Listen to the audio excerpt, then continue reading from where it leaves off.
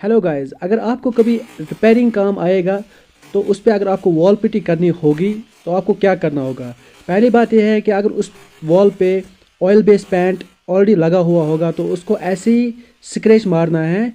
लेकिन इस भाई ने थोड़ा ज़्यादा सुराख बड़े बनाए हैं, इसको इतना सुराख बड़े नहीं बनाना है। लेकिन जितना इसने गैप रखा है उतने ही गैप रखना है, स्क्रैच को कम कम स्क्रैच देना है लेकिन गैप इतना ही रखना है। फिर उसके बाद आप आराम से वॉल पुट्टी कर सकते हो, लेकिन प्रोसेस यही है। शुक्रिया।